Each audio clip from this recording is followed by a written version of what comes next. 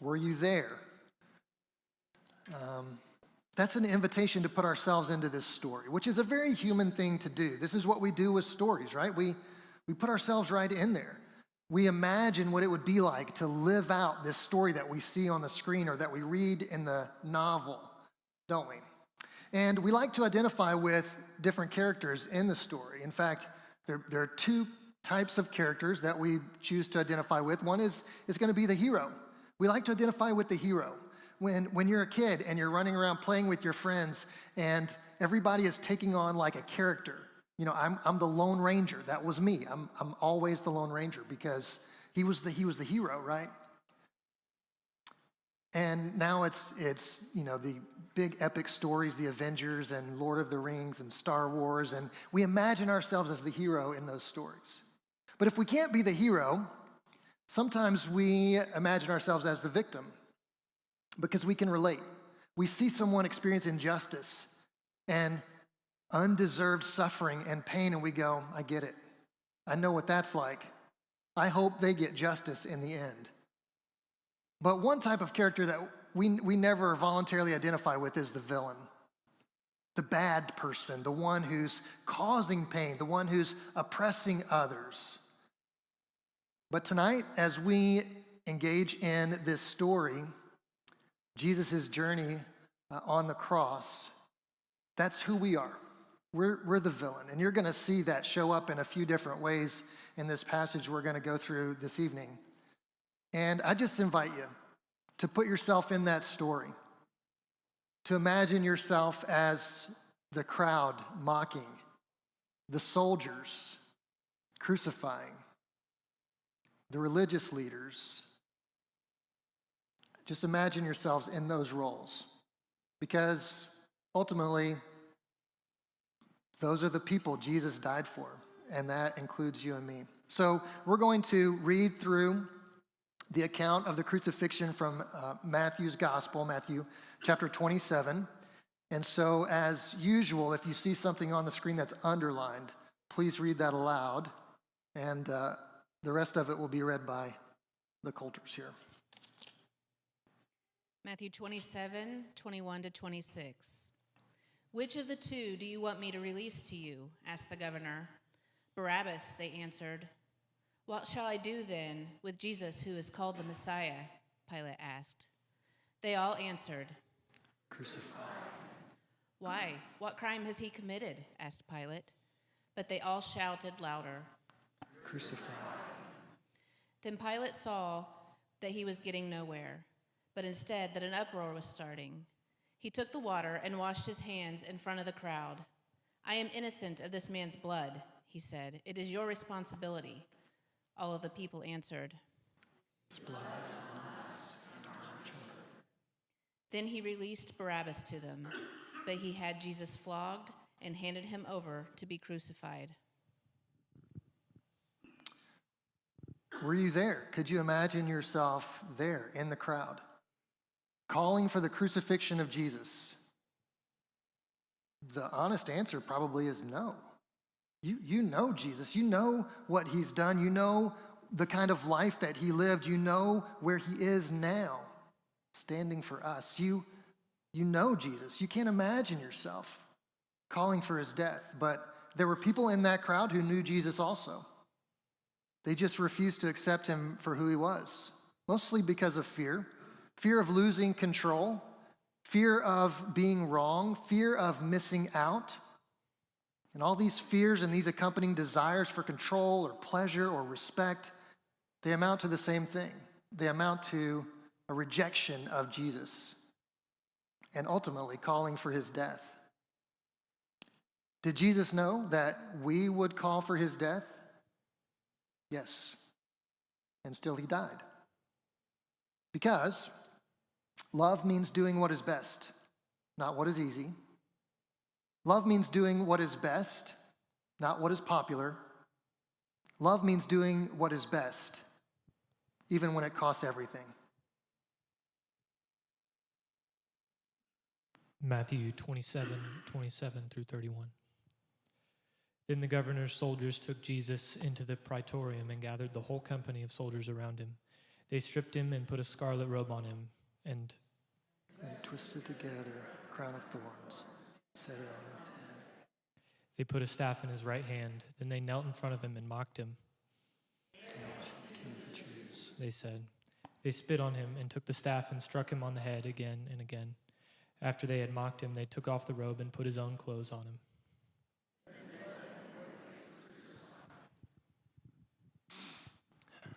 Were you there in that guard room when the soldiers are beating and spitting on and mocking the Son of God?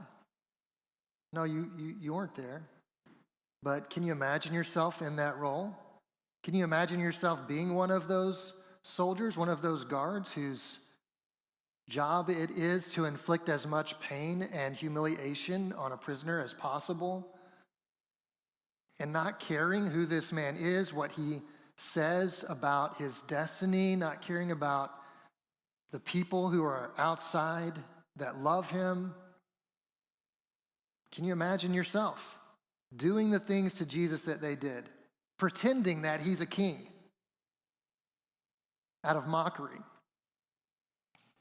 I mean, we weren't there, but do we sometimes call him Lord and still refuse to submit to his authority? Do we sometimes offer him a borrowed robe and a pretend crown and then consistently choose our own way over his?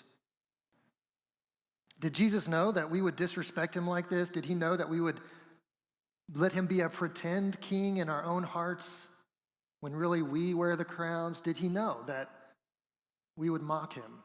Yes. And still he died. Because love means doing what is best, not what is easy.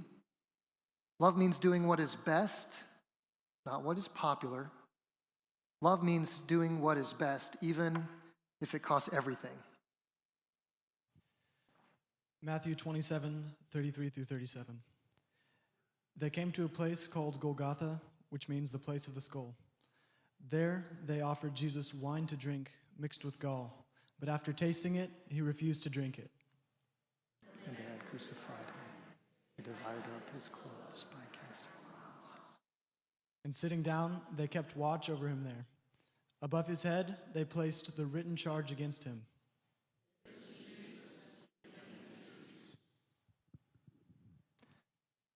Were you there when Jesus is offered sour wine to quench his thirst? Not the kind of offering that you would want to give to the King of Kings and Lord of Lords, is it? It's not something that's helpful. God's people were commanded for centuries to offer up sweet-smelling fragrances to him out of gratitude, out of acknowledgement that every good thing comes from God. Were you there when they offered the vinegar instead? No? No, you weren't there. But have you and I done the same thing? Have we offered up our acts of righteousness as a gift to God when in fact they're tainted with our own bad motivations, our own pride, our own insecurities? We've offered up things to him that were not pleasing, that he has refused. Did Jesus know that we were going to offer him sour wine instead of sweet fragrances? That we were going to, in our hearts, keep ourselves at the center while with our actions pretending that he's our king? He did. He knew that we would do that. And still he died. Because love means doing what is best, not what is easy. Love means doing what is best, not what is popular. And love means doing what is best, even if it costs everything. Matthew 27:45-50. Now from the 6th hour there was darkness over all the land until the 9th hour. And at about the 9th hour, Jesus cried out in a loud voice, saying, Eli, Eli, lema sabachthani. That is, My God, why have you And some of the bystanders, hearing it, said, "This man is calling Elijah." And one of them at once ran to take a sponge, filled it with the sour wine, and put it on a reed, and gave it to him to drink. But the others said,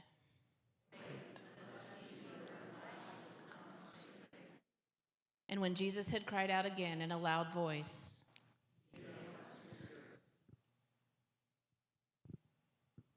Were you there when they called out to him to save himself? When they put the pressure on him to defend his divinity by bringing himself down off the cross? Prove it, they said. There's a line in a song that we sing called "How Deep the Father's Love" that says, "Ashamed, I hear my mocking voice call out among the scoffers." Most of the time I can barely get through that line because I can hear my mocking voice calling out with the scoffers here in this passage. Do we expect God to prove himself to us by putting little tests in front of him? God, if you're real, God, if you love me, God, if you want me to be happy, then jump through the hoops. Do the things that I've asked you to do. If you want me to believe in you, if you want me to give my life to you, then show me by answering all my prayers and granting me all my wishes. Do we sometimes do the same thing that the scoffers did in this passage and dare Jesus to prove his divinity according to our standards? And did he know that we would do that? Did he know that we would be so bold and ridiculous as to challenge him to prove himself to us over and over? Yes, he did. And still he died. Would you read these phrases with me now? Love means doing what is best, not what is easy. Love means doing what is best, not what is popular. Love means doing what is best, even if it costs everything. Matthew 27:51. And behold,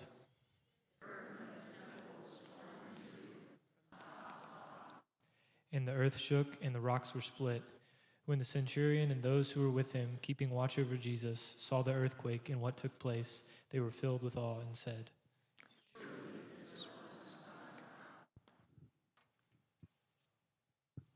Now it seems we finally get to something positive. Were you there when this pagan Roman acknowledges the divinity of Jesus just a few minutes too late, after he's already died?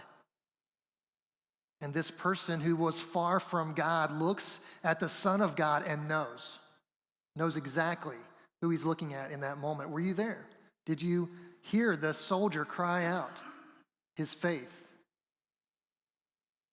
when it was too late? No? But what will it take for you to recognize who Jesus really is? To call out in your own voice, surely this is the Son of God. As we sit here this evening and we think about the scenes that are happening here that Matthew's telling us about, do you recognize Jesus for who he is? He's not someone to be taken lightly. He's not passive. He's not weak. The ability to allow someone to take your life when you don't have to, that's a kind of strength that we'll never know. Did he know that we were going to be slow to accept him for who he really is? Did he know that we were going to make him smaller in our minds and in our lives than who he really is? Yes, he did. And still he died. Because love means doing what is best, not what is easy. Love means doing what is best, not what is popular. Love means doing what is best, even when it costs everything. Matthew 27, 57 through 60. As evening approached, there came a rich man from Arimathea named Joseph.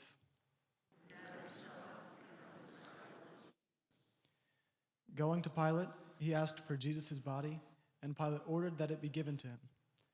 Joseph took the body, wrapped it in a clean linen cloth, and placed it in his own new tomb that he had cut out of the rock.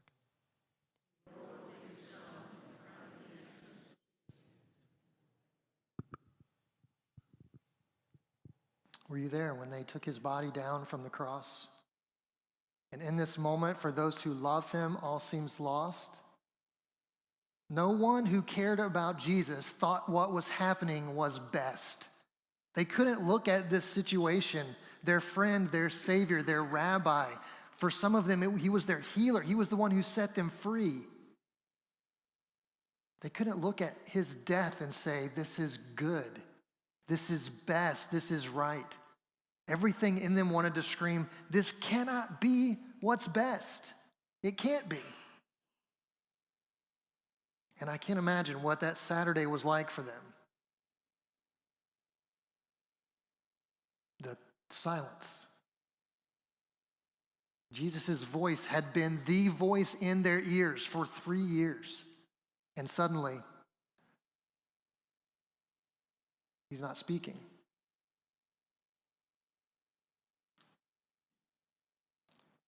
Do we really believe that sometimes sacrifice is what's best?